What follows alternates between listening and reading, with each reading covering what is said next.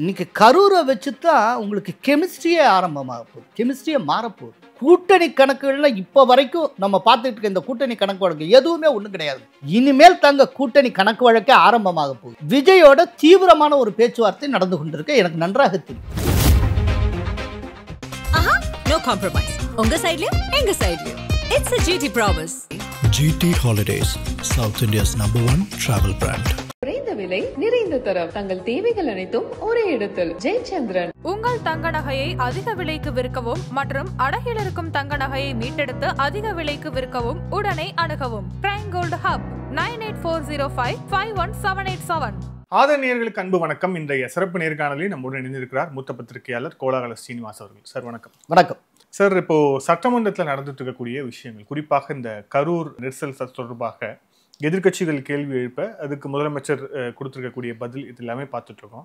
ஆனால் அதிமுகவுடைய குறிப்பாக அவங்க பொதுச் செயலாளர் எழுப்பக்கூடிய கேள்விகள், அந்த காரசார விவாதம் சொல்லிட்டு அதிகமாக ஒரு கவனத்தை ஈர்க்கும் விதமாக பண்ணிட்டு இருக்கிறாங்க அப்படிங்கிறத பார்க்குறோம். இப்போ நேற்று கிட்னி ஜாக்கிரதைன்னு சொன்னாங்க, இன்னைக்கு உருட்டுக்கடை அல்வா அப்படின்னு சொல்லியிருக்கிறாங்க, உள்ளிட்ட விஷயங்கள்லாம் பார்க்குறோம். இப்போ இந்த சட்டமன்ற கூட்டத்தொடரை அதிமுக எப்படி ஹேண்டில் பண்ணுது அப்படின்னு பார்க்குறேன்.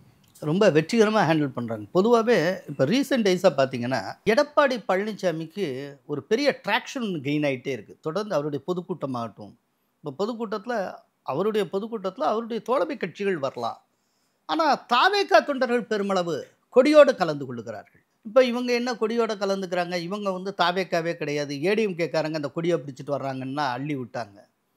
அதுக்கப்புறம் உடனே ஒரு குறிப்பிட்ட ஒரு மிகப்பெரிய டிவி சேனல் களத்தில் இறங்கி இவங்க உண்மையிலேயே தாவேக்கா தொண்டர்களா இல்லையா அப்படிங்கிறத மதிப்பீடு செய்கிறதுக்கு அந்த மாதிரி சில பேரை இன்டர்வியூ பண்ணால் அவங்க எல்லாம் தாவேக்கால நிர்வாகிகளாக இருக்கிறார்கள். ஒருத்தர் கிளை செயலருங்கிறார், நான் பரமத்தி வேலூரை சேர்ந்தவன் அப்படிங்கிறாரு. இப்படி இது ஒரு விதமான ஒரு ட்ராக்ஷன் இப்போ எடப்பாடிக்கு ஏற்பட்டு இருக்கிறது. அதுக்கு ஒரு காரணம் இருக்குது. இந்த ட்ராக்ஷன் திடீர்னு ஒரு நொடி பொழுதில் ஏற்படலை. எல்லா தலைவர்களும் மீடியாவுக்கு முன்னால் பேசிக்கிட்டு இருக்கிறப்போ எடப்பாடி பழனிசாமி தான் மக்களோட பேச தொடங்கினார். எல்லாரும் மீடியாக்கள் இருந்து அவர் டூர் ஆரம்பிச்சிட்டார். எப்போவோ தொடர்ந்து பேசிக்கிட்டார், ஒரு அலையை உருவாக்கி கொண்டே இருக்கிறார், ஒரு சலிக்காமல். அதுக்கு ஒரு காரணம் உண்டு. என்னென்னா, இந்த நவம்பரை ஒட்டின காலம்லாம் மழைக்காலம் ஆகிடும். அந்த டயத்தில் கூட்டம் போட முடியாது. அப்போது 2 மாதம் அடி வாங்கும் நீங்கள் சரியா. அதனால் ஆரம்பத்திலேயே இந்த மழைக்கு முன்னாலேயே பெரும்பாலான தொகுதிகளை முடிச்சிடணுங்கிற ஒரு ஐடியா ஏற்கனவே அவங்க பிளான் பண்ணிட்டாங்க. அந்த மாதிரி பண்ணிட்டாங்க. இப்போ அதனுடைய தொடர்ச்சியாக தான் இந்த சட்டமன்ற கூட்டத்தொடரை பார்க்குறேன். சட்டமன்ற கூட்டத்தொடர்லேருந்து அந்த பொதுக்கூட்டம் வரைக்கும் எல்லாவற்றையும் சரியாக பயன்படுத்தி கொள்வது, மக்கள் கவனத்தை ஈர்ப்பது, இதுதான் இன்றைக்கி என்டிஏவுடைய திட்டமாக, குறிப்பாக ஏடிஎம்கேவுடைய திட்டமாக இருந்து கொண்டு இருக்கிறது. இப்போ நீங்கள் கேட்டீங்க இந்த கரூர் சம்பவம் தொடர்பாக தொடர்ந்து கவர்மெண்ட் சைடில் அவங்க வைக்கக்கூடியது பழைய அதே நிலைப்பாடு தான். அந்த நிலைப்பாடு என்ன அப்படின்னா, கரூர் சம்பவத்துக்கு காரணம் விஜய், அவர் லேட்டாக வந்தது தான். இதில் இப்போ வரைக்கும் அது சம்பந்தப்பட்ட எந்த காவல்துறை அதிகாரிகள் மீதும் நடவடிக்கை எடுக்கப்படவில்லை. அதே நேரத்தில் அதை தீவிரமாக அவங்க எதிர்க்கிறாங்க.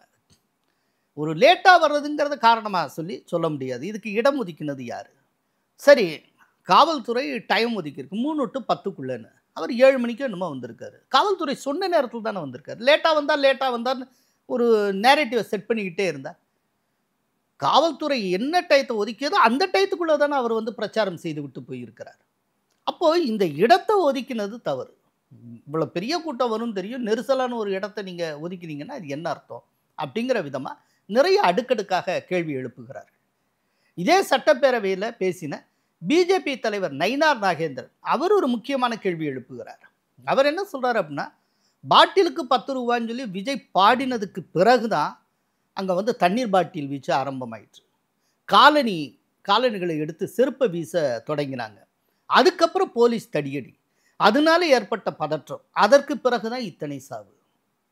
அப்படின்னா இதுக்கு யார் காரணம் அப்படின்னு அவர் கேள்வி எழுப்புகிறார். இதில் ரொம்ப சாமர்த்தியமாக அரசு என்ன விதமாக செயல்பட்டு இருந்தால், உச்ச நீதிமன்ற தீர்ப்பின் மூலமாக மிகப்பெரிய பின்னடைவு ஏற்பட்டு, இந்த பின்னடைவு ஏற்பட்டதாகவே இவர்கள் காட்டிக்கொள்ளலை. இந்த ஆர்குமெண்ட்ஸில் கூட ஏதோ ஒரு நபர் கமிஷனை ஜஸ்டிஃபை பண்ணுற மாதிரியான ஆர்குமெண்ட். ஆனால் ஒரு நபர் கமிஷனை அங்கே உச்ச நீதிமன்றம் நிறுத்தி வைத்திருக்கிறது. அது வந்து கம்ப்ளீட்டாக நோ அப்படின்னு சொல்லிட்டாங்க. அதே போல் எஸ்ஐடிக்கும் நோ சொல்லிட்டாங்க. அதனால் கம்ப்ளீட்டாக டிஃபீட் ஆகியும் இந்த டிஃபீட் ஆனதுடைய வலி தெரியாதபடிக்காக, அதாவது வடிவேலுடைய சூனாபானா கேரக்டர் மாதிரியாக டிஎம்கே இந்த சட்டமன்ற கூட்டத்தொடர் முழுக்க செயல்பட்டு இருக்கிறது. டிஎம்கே அம்பலப்படுத்துகிற விஷயத்தில் எடப்பாடி பழனிசாமி ஒரு 16 அடியிலேருந்து 26 அடிக்கு பாய்ந்திருக்கிறார் அப்படின்னு தான் சொல்லுவேன். அதில் உச்சகட்டம் அவர் வந்து ரொம்ப முக்கியமான ஒரு விஷயத்த சொல்லியிருக்கார். என்னென்னா, இது உருட்டுக்கடை அல்வா அப்படிங்கிறார். இருட்டுக்கடை அல்வான்னு திருநெல்வேலியில் ரொம்ப பாப்புலர். டிஎம்கேயை உருட்டுக்கடை அல்வா அப்படின்னு இப்படியே எதையாவது ஒன்று நேரட்டிவ் செட் பண்ணி அப்படியே உருட்டிக்கிட்டே இருக்கிறது. அதனுடைய ஆதரவு காட்சி ஊடகங்கள் மூலமாக உருட்டிக்கிட்டு இருக்கிறது. இந்த உருட்டுறதை தவிர்த்து வேறு எதையுமே டிஎம்கே இது வரைக்கும் சாதிக்கலை அப்படிங்கிறத அவங்க எடுத்து சொல்லியிருக்காங்க. அதுக்கு பதிலாக அதை உணர்த்தக்கூடிய விதத்தில் இந்த காலி அல்வா டப்பாக்களை நிருபர்கள்ட்டெல்லாம் கொடுத்துருக்காங்க. இப்படி நூதனமான முறையில் மக்களை ஈர்க்கக்கூடிய வேலைகளை எடப்பாடி பழனிசாமி செய்து வருகிறார். இது எல்லாமே ஆக்சுவலாக ஒரு தேர்தலுக்கு பயன்படக்கூடியது. மக்களை கொஞ்சம் கொஞ்சமாக ஒன்றுபடுத்தும். ஒரு ட்ராக்ஷனை நோக்கி என்டிஏ போய்கொண்டிருக்கிறது, குறிப்பாக அதிமுக போய்கொண்டிருக்கிறது. இதில் இப்போ இவங்க எல்லாமே செய்கிறது அப்படிங்கிற 2026 சட்டமன்ற தேர்தலை மையமாக வைத்து தான் ஆளுங்கட்சியோ எதிர்கட்சியோ எல்லாமே. இப்போது தி பிரிண்டில் வந்திருக்கக்கூடிய ஒரு கருத்து கணிப்பு அப்படின்ற மாதிரி அவங்க லீக்கேஜ் மாதிரி ஒரு விஷயத்தை வந்து போட்டுக்கிறாங்க. அதில் திமுக கூட்டணி 50% வாக்குகளை வந்து தாண்டும் அப்படிங்கிற ஒரு கருத்து கணிப்பு. இதை நீங்கள் எப்படி பார்க்குறீங்க? ஏன்னா இப்போது கரூருக்கு பிறகு ஒட்டுமொத்தமாக இந்த அலைன்ஸோடைய ஃபார்மேஷன், அலைன்ஸோடைய அந்த கால்குலேஷன்ஸ் எல்லாமே மாறும் அப்படிங்கிற ஒரு வாதம் ஸ்ட்ராங்காக போயிட்டுருக்கும் போது திமுக கூட்டணி 50% வாக்குகளை வாங்கும் அப்படின்னு வந்து சொல்றாங்க. அப்படின்னா இது எப்படின்னு நினைக்கிறீங்க? திமுக கூட்டணி 50% வாங்கும்னு யார் சொல்லியிருக்க? திமுகவே எடுத்த சர்வேல சொல்லப்பட்டிருக்கு. யார் சொன்னாங்கிறதா முக்கியம். ஆமா, டிஎம்கே எடுத்த சர்வேல டிஎம்கே தோற்கும்னா சொல்லுவாங்க. அது வந்து டிஎம்கே தனிப்பட்ட முறையில் எடுத்திருக்கிற சர்வே. அதில் அவங்க என்ன சொல்லியிருக்காங்க அப்படின்னா, ஒரு தொகுதிக்கு 1000 பேருக்கு குறையாமல் 234 தொகுதிகள்னு நாங்கள் எடுத்திருக்கோம். அதில் டிஎம்கே கூட்டணிக்கு 50%க்கு மேலே கிடைக்கும். இப்போ என்டிஏவுக்குள்ளே விஜய் வந்தார்னா விஜயையும் உள்ளடக்கிய என்டிஏவுக்கும் 35% கிடைக்கும். ஒருவேளை என்டிஏவுக்குள்ளே விஜய் வரலேன்னு வச்சுப்போம். அந்த மாதிரி சிச்சுவேஷனில் டிஎம்கேக்கு 45%, அதாவது டிஎம்கே கூட்டணிக்கு, என்டிஏவுக்கு 22%, விஜய்க்கு 23% கிடைக்கும் அப்படின்னு சொல்லி அவங்க சொல்லியிருக்காங்க. இல்லை என்ன ஒரு முக்கியமான விஷயம் அப்படின்னா, டிஎம்கேக்கு 50% கிடைக்கும் அப்படின்னு சொல்லியிருக்கிறத ரொம்ப மேலோட்டமாக, பெரிய ஆழ்ந்த சிந்தனையே செலுத்தாமல் ரொம்ப மேலோட்டமாக படிக்கிற ஒரு பொலிட்டிக்கல் அனலிஸ்டே சிரிச்சிருவான். 2021 டிஎம்கே கூட்டணி 45% பெற்றது, ஏடிஎம்கே கூட்டணி 40% பெற்றது. அதுக்கு முன்னால் தொடர்ந்து 2 தடவை டிஎம்கே ஆட்சி செய்திருக்கு. ஆன்டி இன்கம்பன்சி இருந்த டயத்துலையே டிஎம்கே கூட்டணி பெற்றது 45%. 2024 தேர்தலில் டிஎம்கே கூட்டணிக்கு கிடைத்த 47%. இப்போ இருக்கக்கூடிய என்டிஏ அந்த டயத்தில் உடஞ்சிருந்தது, ஏடிஎம்கே தனியாக கூட்டினீங்கன்னா 41% வருது. ஸோ இப்போ இதே கூட்டணி தான் இப்போ தொடருது. இந்த காலகட்டத்துக்குள்ள கள்ளக்குறிச்சியில் கள்ளச்சாராயம் மருந்தி 60 பேருக்கு மேலே இறந்து போயிருக்காங்க. அதே போல் கரூர் சம்பவத்தில் 41 பேர் இறந்துருக்காங்க. மெரினாவில் அந்த விமான சாகச நிகழ்ச்சி அதை பார்க்கறதுக்கு போய் நெரிசல் செத்து 5 பேர் மாண்டிருக்காங்க. இப்படி அடுக்கடுக்காக எத்தனையோ அதிருப்திகள் டிஎம்கேக்கு எதிராக இருக்குது. பாட்டிலுக்கு 10 ரூபா அப்படின்னு ஒன்று இருக்குது. அது பற்றி எடப்பாடி பழனிசாமி மேடைக்கு மேடை பேசி வருகிறார். அதாவது தமிழ்நாட்டில் ஒரு 6000 டாஸ்மாக் கடைகள் இருக்குது. அதில் ஒரு 1.5 கோடி பாட்டில் நாளொன்றுக்கு விற்கிறாங்க. ஒரு பாட்டிலுக்கு 10 ரூபாய்னா பெர் டே கலெக்ஷன் வந்து 15 கோடி, மாதத்துக்கு 450 கோடி, வருஷத்துக்கு 5400 கோடி. இப்போ வரைக்கும் இந்த 4 வருஷம் முடிஞ்சிருக்க 4 வருஷத்தில் டாஸ்மாக் வகையில் மட்டுமே 22,000 கோடி சம்பாதிச்சிருக்காங்கன்னு சொல்லி எடப்பாடி பழனிசாமி தொடர்ந்து பேசி வருகிறார். அதே போல் கிட்னி திருட்டு சம்பந்தமாக, இந்த கிட்னி திருட்டு சம்பந்தமாக சென்னையில் இருக்க உயர்நீதிமன்றம் ஸ்பெஷல் இன்வெஸ்டிகேஷன் டீமுக்கு எஸ்ஐடிக்கு உத்தரவிட்டது. இப்போ கரூர் விஷயத்தில் எஸ்ஐடியை ஏற்றுக்கொண்ட அரசு கிட்னி திருட்டு விஷயத்தில் எஸ்ஐடியை எதிர்த்து உச்சநீதிமன்றத்துக்கு போனாங்க. அந்த மனுவை தள்ளுபடி செய்தனர் உச்சநீதிமன்ற நீதிபதிகள். இவ்வளவும் இருக்குது. மணல் கொள்ளை, அண்ணா பல்கலைக்கழக பாலியல் அத்துமீறல், அண்ணா பல்கலைக்கழகத்துக்குள்ளே என்ன நடந்ததுன்னு தெரியும். அஜித்குமாருடைய லாக்அப் கொலை, இந்த ஆட்சி காலத்தில் மட்டும் ஒரு 26 பேர் லாக்அப் மரணம் தழுவி இருப்பதாக நமக்கு தகவல் வருது. இதே போல் வேங்கை வயல் சம்பவமாகட்டும், இப்படி நிறைய சொல்லிக்கிட்டே போகலாம். ஏகப்பட்ட விஷயங்கள் இருக்குது. அதிருப்தி, இவ்வளோ அதிருப்தி இருக்கிறப்போ இது முன்னக்காட்டில் இன்னும் 5% கூட வரும். 45-47% எடுத்துக்கிட்ட டிஎம்கே கூட்டணி இந்த தடவை 50% மேலே எடுக்கும் அப்படின்னு டிஎம்கே சொல்லியிருக்கு. பட் அதே நேரத்தில் இதுவரைக்கும் இல்லாத ஒரு புதிய கூட்டணிக்குள்ள ஒரு புதிய வரவாக விஜய் என்டிஏவுக்குள்ள வந்தும் என்டிஏ முன்னை காட்டிலும் குறையும்னா ஒரு லாஜிக் வேண்டாமா சார்? என்டிஏ 2021 40% எடுத்திருக்கு, 2024 41%. அட்லீஸ்ட் அது மெயின்டைன் ஆகும். இப்போ விஜய் வர்றப்போ வெறும் விஜய் வந்து 1% தான் கொண்டு வரான்னு வச்சுப்போம். சும்மா ஒரு அசம்ஷனுக்கு தானே பேசுகிறோம். 1% கூடத்தானே செய்யும். முன்னை காட்டிலும் குறையும் 35%. இல்லை, ஒருவேளை இந்த கணக்கில் சொல்கிறாங்களோ விஜய்க்கு வரக்கூடியது பெரும்பாலான சிறுபான்மையினர் வாக்குகள் தான். இப்போ பாஜக கூட்டணியில் அவர் வருவது மூலிமா சிறுபான்மையினர் வாக்குகள் அவருக்கு வராது, அதனால மைனஸ் அப்படிங்கிற மாதிரி. நான் என்ன சொல்கிறேன்னா, விஜய்க்கு வரக்கூடிய வாக்குகளில் சிறுபான்மையினர் வாக்குகள் மட்டுமே கிடையாது. சிறுபான்மையினர் வாக்குகள்ங்கிறது ஒரு போர்ஷன், அதை தாண்டி நிறைய ஓட்டு இருக்கே. நான் என்ன சொல்கிறேன்னா, அதுதான் உங்களுக்கு சொன்னேன். விஜய்க்கு வரக்கூடிய ஓட்டுலையே ஒரு சில ஓட்டுலாம் என்டிஏவுக்குள்ளே வந்தாச்சுன்னா வராதுன்னு நீங்கள் கணக்கு போடுறீங்களா, அதன்படி கழிச்சிருங்க. அதுபோக மீதி ஓட்டு வரும்ல, அது ப்ளஸ் இவ்வளவு தானே சேர்க்கணும். அப்படி சேர்த்தாலே அது 40க்கு மேலே தானங்க போகணும். நான் சொல்ல உத்தேச கணக்கு. இதுக்கு பெரிய ரொம்ப இன்டெலெக்சுவலாக நீங்கள் போக வேண்டாம். 35% தான் முன்னை காட்டிலும் என்டிஏ குறையும்னா அது எப்படி? அதாவது என்னென்ன சர்வேயை கண்டக்ட் பண்ணல, ரூமில் உட்காந்து கடகடன் எழுதி. இது எப்போதுமே டிஎம்கே வந்து தன்னுடைய தோல்வியை உணரக்கூடிய சந்தர்ப்பங்களில் இது போன்ற ஜிம்மிக்ஸ் ஆரம்பிக்கும். அதுக்கு அதனுடைய ஆதரவு ஊடகங்கள் எல்லாம் பெருமளவு கை கொடுக்கும். இவங்களா குக் பண்ணுவாங்க, ஒரு சர்வேயை குக் பண்ணி அப்படியே போடுவாங்க. அதை வந்து உடனே இந்த சர்வே இப்படி சொல்லிவிட்டது அப்படின்னு சொல்லி கிளப்பி விடுவாங்க. எனக்கு ஒரே ஒரு விஷயந்தான் ரொம்ப ஆச்சரியமாக இருக்குது. என்னென்னா, இது டிஎம்கே எடுத்த சர்வேன்னு இவங்க ஒரு 1% நேர்மையோடு சொல்லியிருக்கிறது இருக்கு இல்லையா, அதுதான் எனக்கு ஆச்சரியமாக இருக்குது. இதுக்கு முன்னால் அது ஏதோ ஒரு இண்டிபெண்ட்டான ஏதோ ஒரு அமைப்பு எடுத்ததாகவும் அது எங்கேயோ அப்படியே டிஎம்கே வானளாவை கொடிகட்டி பறக்கிறது மாதிரியே அள்ளி விட்டுக்கிட்டு இருப்பாங்க. இந்த தடவை டிஎம்கே எடுத்த இன்டர்னல் சர்வேனே சொல்லி அதை நாங்கள் அக்சஸ் பண்ணோம் அப்படின்னு சொல்லி அவங்க பண்ணியிருக்காங்க. அதுக்கு அப்புறம் இந்த சர்வே முடிவுகள் பற்றி எழிலரசன் எம்எல்ஏ அவங்கள்ட்டலாம் அவங்க இன்டர்வியூ எடுத்திருக்காங்க. அதெல்லாம் வேறு விஷயம். இது பிரிண்டில் வந்திருக்கு. இதுக்கு ஒரு பொலிட்டிக்கல் அனலிஸ்ட்டாக நான் 1% முக்கியத்துவம் கூட தரமாட்டேன், ஏன்னா லாஜிக்கே இல்லை. ஆனால் ஒரு வியப்புக்குரிய விஷயம் என்னென்னா, எதையுமே விஞ்ஞானபூர்வமாக செய்யக்கூடிய டிஎம்கே இந்த சர்வேயை விஞ்ஞானபூர்வம் மற்ற முறையில் செய்திருக்கிறது. யாருமே நம்ப மாட்டாங்க, ஏன்னா அவ்வளவு அதிருப்தி கண்ணாப்பின்னான்னு போயிட்டுருக்கு. நான் ஏற்கனவே முன்னாலேயே சொல்லியிருக்கிற மாதிரி கரூர் சம்பவத்துக்கு பிறகு மொத்த அரசியலும் கரூருக்கு முன் கரூருக்கு பின் என்று ஆகிவிட்டது. இன்றைக்கி கரூரை வச்சு தான் உங்களுக்கு கெமிஸ்ட்ரியே ஆரம்பமாக போகுது, கெமிஸ்ட்ரியே மாறப்போகுது. கூட்டணி கணக்குகள்லாம் இப்போ வரைக்கும் நம்ம பார்த்துட்டு இருக்க இந்த கூட்டணி கணக்கு வழக்கு எதுவுமே ஒன்றும் கிடையாதுங்க. இனிமேல் தாங்க கூட்டணி கணக்கு வழக்கே ஆரம்பமாக போகிறது. விஜயோட தீவிரமான ஒரு பேச்சுவார்த்தை நடந்து கொண்டிருக்க எனக்கு நன்றாக தெரியும். பிஜேபியுடைய தேர்தல் பொறுப்பாளராக இருக்கக்கூடிய ஜெய்பாண்டா அவர்கள் விஜயோட பேச்சுவார்த்தை நடத்தி இருக்கிறார். பேச்சுவார்த்தை விவரங்களே எனக்கு தெரியும். விஜயை வந்து ஒரு பிஜேபியின் மிக முக்கிய தலைவர் அக்சஸ் பண்ண முடிஞ்சிருக்கு அப்படின்னாலே விஜய் நெகிழ்ந்து கொடுத்திருக்கிறார் என்று பொருள். ஏன்னா கரூர் சம்பவத்துக்கு அப்புறம் விஜயுடைய பார்வை மொத்தமும் மாறிப்போச்சு. தமிழ்நாட்டில் அரசியல் பண்ணுறது எவ்வளோ கஷ்டம், அதுலேயும் டிஎம்கே ஆட்சி காலத்தில் அரசியல் பண்ணுறது எவ்வளோ கஷ்டங்கிறத அவர் உணர்ந்திருக்கிறார். அது இந்த சினிமாவில் வர்ற மாதிரி ஒரு டூயட் சீன் முடியறதுக்குள்ளே சாதாரண மனிதனாக இருந்தவன் எங்கேயோ தலைவனாகிற மாதிரிலாம் அப்படிலாம் இங்கே நடக்காது அப்படிங்கிறத அவர் புரிந்து கொண்டு இருக்கிறார். நிச்சயமாக இந்த கரூர் சம்பவம் அவரை வந்து ஒரு பிராக்மேட்டிஸ்டாக மாற்றி இருக்கிறது, ஒரு யதார்த்தவாதியாக அவர் மாறி இருக்கிறார். அப்படிங்கிறப்போ இன்னைக்கு இனிமேல் தனித்து போட்டிங்கிறது ஒரு ரிஸ்கான டெசிஷனுங்கிற முடிவுக்கு அவர் வந்திருக்கிறார்.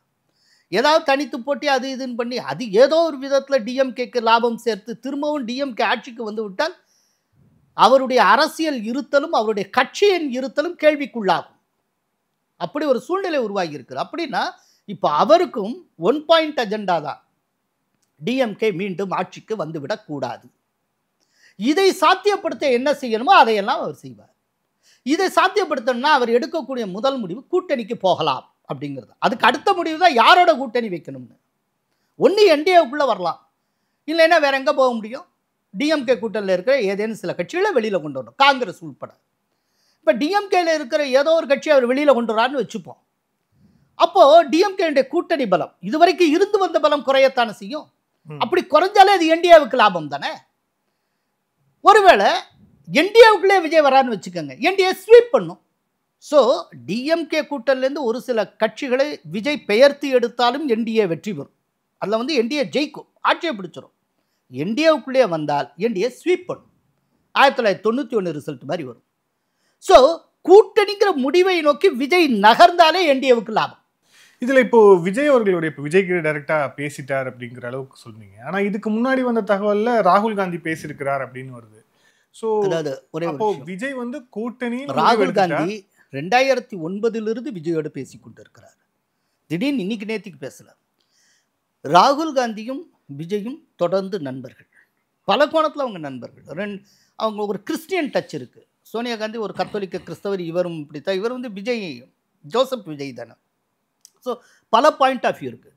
2009 அவர் வந்து தன்னுடைய கூட்டணியை அவரை முழுக்க அரசியலுக்கு கொண்டு வர்றது அப்படின்னு ஒரு போக்கில் ஆரம்பித்தப்போ, அப்போ வைத்திலிங்கம் தான் சீஃப் மினிஸ்டர் பாண்டிச்சேரியில் வச்சு தான் அவருடைய முதல் மக்கள் நல உதவி வழங்கும் விழா நடந்தது. அது அவருடைய தலைமையில், வைத்திலிங்கம் காங்கிரஸை சேர்ந்த வைத்திலிங்கம் தலைமையில் தான் நடந்தது.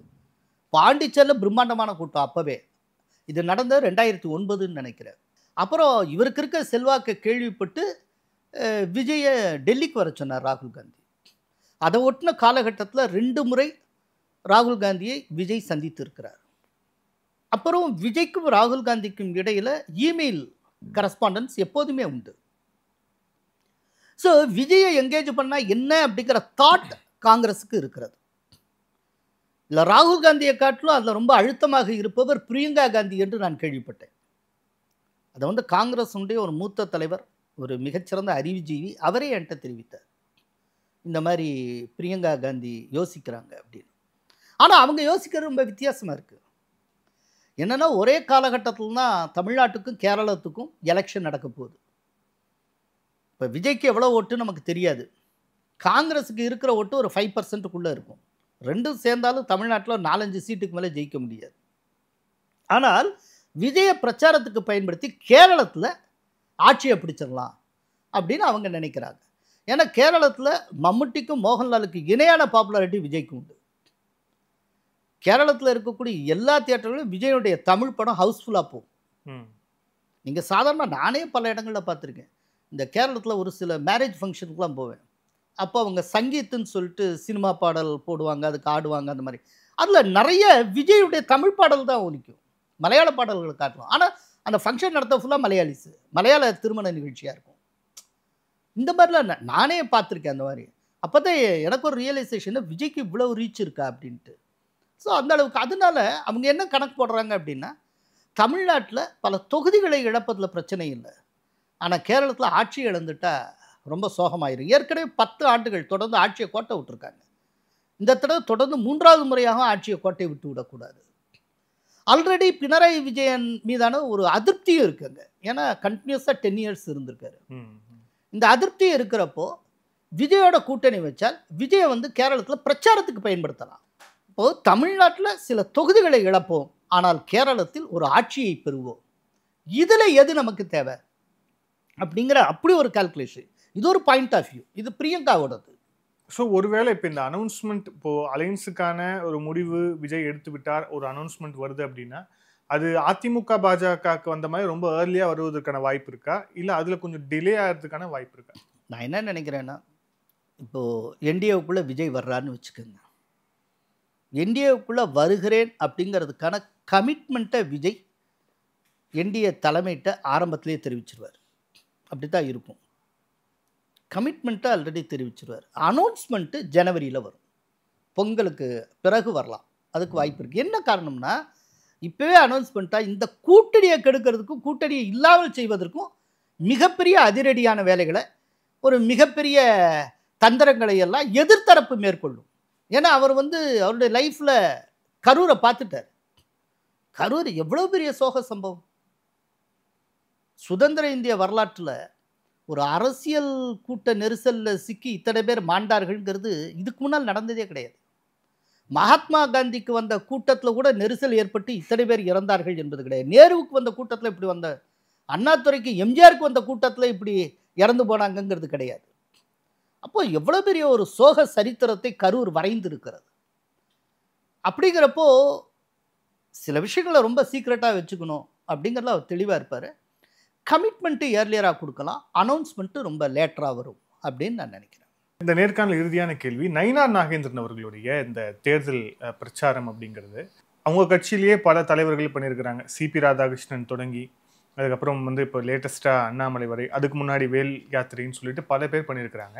இவர் இந்த யாத்திரையை கான்சன்ட்ரேட் பண்ணி போகிறது, குறிப்பாக அவர் மதுரையிலேருந்து தொடங்கியிருக்கிறார்.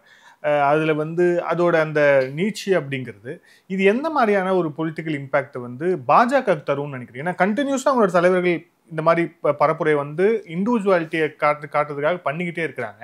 இது கட்சிக்கு லாங் ஸ்டாண்ட்லையும் நயினாருக்கும் எலெக்ஷனில் என்ன மாதிரியான ஒரு இம்பேக்டை ஏற்படுத்தும்னு நினைக்கிறீங்க? முதல்ல இது மக்களை தொடர்பு கொள்றதுக்கான ஒரு வழி, மக்களோட ஒரு பர்சனல் டச்சை உருவாக்கிக்கிறதுக்கான ஒரு வழி. சோஷியல் மீடியா இருக்குது, அப்புறம் வீடியோஸ் வெளியிடலாம், டிவியில் பேசலாம், இது எல்லாமே வழிகள் தான். அதை தாண்டி களத்தில் இறங்குறார் ஒரு தலைவர். இதுக்கு முன்னால் அண்ணாமலை கூட பண்ணார். இத்தனைக்கும் அவர் வார் ரூம்னு ஒன்று உருவாக்கியிருந்தார். அதன் மூலமாக எவ்வளோ ஃபுல் ஸ்விங்கில் சோஷியல் மீடியா சப்போர்ட்டு இவ்வளோ இருக்கிறப்போ எண்மண் எண் மக்கள்னு அவர் ஃபிசிக்கலாக ஒரு யாத்திரையை மேற்கொள்ள வேண்டிய அவசியம் என்ன வந்தது? எல்லா தலைவரும் அதே போல் இன்றைக்கி அத்வானி அவர்களுடைய ராம் ரத யாத்திரை எடுத்துக்கோங்க. எல்லாமே இதெல்லாம் ஒரு ஃபிசிக்கலாக மக்களோட ஒரு நேரடி தொடர்பை ஏற்படுத்தி கொள்வதற்கான ஒரு வழி. அந்த வழியை தான் நயினார் நாகேந்திரன் அவர்களும் கடைப்பிடித்திருக்கிறார். அவ்வளவுதான். இதில் அவருடைய இந்த சுற்றுப்பயணத்தில் ஒரு நல்ல ட்ராக்ஷன் ஏற்பட்டிருக்கு. அவர் நினைக்கக்கூடிய பல்வேறு கருத்துக்களை சுற்றி இருக்கக்கூடிய கூட்டத்தினரை சாட்சியாக வைத்து வெளிப்படையாக பேசுவதற்கான ஒரு வாய்ப்பு ஏற்பட்டிருக்கிறது. இதுக்கு முன்னால் ப்ரெஸ் மீட்டில் மட்டுமே சொல்லிகிட்டு இருந்த விஷயங்களை இப்போ மக்கள் மத்தியில் சொல்ல முடியுதில்ல. இப்போ இதுக்காக ஒவ்வொரு இடத்துலையும் நீங்கள் பொதுக்கூட்டமாக போட்டுக்கிட்டு இருந்தீங்கன்னா அது ரொம்ப கஷ்டம். இந்த பயணத்தின் மூலமாக ஒவ்வொரு இடத்துலையும் அவர் பேச முடிகிறது, சொல்ல வேண்டியதை சொல்ல முடிகிறது, கன்வே பண்ண முடியுது. இன்னொன்று அவருடைய பிரச்சாரம் தொடர்பாக சமூக ஊடகங்களில் மற்றலே நிறைய விஷயங்கள் வருகின்றன. இது எல்லாம் சேர்த்து ஒரு கேலப்பிங் எஃபெக்ட் தான், ஒரு ட்ராக்ஷனை பன்மடங்கு அது உருவாக்குகிறது. அதற்காக அவர் பயணம் மேற்கொண்டு இருக்கிறார். இது எல்லா தலைவர்களும் மேற்கொள்ளுகிற பயணம் தான். இப்போ அதே போல தான் எடப்பாடி பழனிசாமி ரொம்ப முன்னாலேயே சுற்றுப்பயணத்தை மேற்கொண்டார். ஆனால் அவர் பல்வேறு நேரங்களில் அவர் எப்படின்னா ஒரு பப்ளிக் மீட்டிங் மாதிரிலாம் அட்ரஸ் பண்ணுறாரு. இல்லை முக்கியமாக சவுத்தை ஃபோக்கஸ் பண்ணி அங்கேருந்து ஸ்டார்ட் பண்ணியிருக்கிறது, அதை நோக்கி நகர்றதுங்கிறதுல ஏதாவது ஒரு திட்டம் இருக்கா? நிச்சயமாக. ஏன்னா இதுக்கு முன்னால் சொல்லப்பட்டது என்ன அப்படின்னா சவுத் பலவீனமாக இருக்குது இந்த மாதிரிலாம் சொல்லிகிட்டு இருக்காங்கல்ல. சவுத்தில் இப்போ அமமுகவும் இல்லை, அதே போல் ஓபிஎஸும் இல்லை. அதனால் ஏன்னா அவங்க ரெண்டு பேரும் சவுத்தினுடைய மாபெரும் அரசியல்வாதிகள் அப்படிங்கிற ஒரு பிம்பம் மீடியாக்களால் உருவாக்கப்பட்டிருக்கல. அது வெறும் பிம்பம் தான். ஒரு நல்ல பொலிட்டிக்கல் அனலிஸ்ட்டுக்கு அவங்க ரெண்டு பேரும் ஒன்றுமே இல்லைங்கிறது ஈஸியாக தெரியக்கூடிய விஷயம். 2021 சட்டப்பேரவை தேர்தலில் டிடிவி தினகரன் 165 தொகுதிகளில் போட்டியிட்டு 2.3% வாக்குகளை பெற்றார். இன்றைக்கி அவர் எந்த இடத்துக்கு சேர்ந்திருப்பார்னு எனக்கு தெரியல. அடுத்த தேர்தலில் இப்போ எடுத்திருக்க நிலைப்பாட்டை அப்படியே அவர் கண்டினியூ பண்ணி அவரை போன தடவை போட்டியிட்ட மாதிரியே தனித்தோ இல்லாட்டி அவர் தலைமையில் ஒரு கூட்டணி வச்சோ ஏதோ ஒன்று பண்ணார்னு வச்சுக்கோங்க, அநேகமாக அவருக்கு 1% வாக்குகள் கிடைக்குமாங்கிறது எனக்கு டவுட்டு. இல்லை டவுட்டுன்னு தான் சொல்லுவேன். நயினாருக்கு இப்போ பிறந்தநாள் வாழ்த்து தெரிவித்திருக்காரு. அது நட்பின் அடிப்படையில், அது நட்பின் அடிப்படையில் நயினாருக்கு அவர் வாழ்த்தும் தெரிவிப்பார். அப்புறம் நயினாரோடு நட்பா நயினாரை தான் அவர் நயினாருக்கு அவர் வாழ்த்தும் தெரிவிப்பார். அதே நேரத்தில் நயினார் இபிஎஸ்க்கு முக்கியத்துவம் கொடுப்பதால் என்டிஏ விட்டு வெளியேறுகிறேன் அப்படின்னு சொல்லி பிஜேபி முதுகில் குத்தவும் செய்வார். அது ஒவ்வொரு நேரத்துக்கும் ஒவ்வொரு விதமாக நிலைப்பாடு இருப்பார். அவருடைய நிலைப்பாடெல்லாம் பற்றி நம்ம பேச வேண்டாம். நான் ஆரம்பத்திலே சொல்லியிருக்கேன், ரொம்ப முன்னால் புதிய தலைமுறையில் சொன்னால் தான் இன்றைக்கும் சொல்ல வரேன். அன்றைக்கி அவரை ஆர்கே நகர் இடைத்தேர்தலில் அவரை ஜெயிச்சுட்டு அன்றைக்கி பார்த்திங்கன்னா அவரை சுற்றி ஒளிவட்டம் வீசுகிற மாதிரியான ஒரு கற்பனை, மிகுந்தியான கற்பனை போய்கொண்டிருந்த சமயத்தில் அவரை எதிர்கால தமிழகத்தின் விடிவெள்ளியே அவர்தான் சொல்லப்பட்ட காலத்திலேயே நான் அவரை பற்றி வச்ச மதிப்பீடு என்ன அப்படின்னா, கொங்குநாடு ஈஸ்வரன் தனியரசு அவர்கள் வரிசையில் தான் டிடிவி தினகரனை வைத்து பார்க்கிறேன் அப்படின்னு சொன்னேன். அந்த நிலைப்பாட்டிலேருந்து இன்னைக்கு வரைக்கும் நான் மாறல. ஆனால் அந்த நிலைப்பாட்டை நோக்கி தான், அந்த இடத்தை நோக்கி தான் அவர் நகர்ந்து கொண்டு இருக்கிறார். தேர்தலுக்கு தேர்தல் அவருடைய வாக்குகள் சரிந்து கொண்டும் கரைந்து கொண்டும் வருகின்றன. அதுதான் உண்மைன்னு நிறுவனமாகிக் கொண்டே வருகிறது. அதனால் அவரை பற்றி நம்ம ரொம்ப விவாதிக்க வேண்டிய அவசியம் கிடையாது. பட் ஓவராலாக இன்னைக்கு ஒரு என்டிஏவுக்கு ஒரு சாதகமான ஒரு காலகட்டம் உருவாகி இருக்கிறது. நான் நினைக்கிறேன் 2026 தீபாவளி என்டிஏவுக்கான தலை தீபாவளியாக இருக்கும் அப்படின்னு நான் நினைக்கிறேன். நன்றி சார். பல்வேறு கேள்வி வச்சுங்க. Thank you sir. Thank you so much.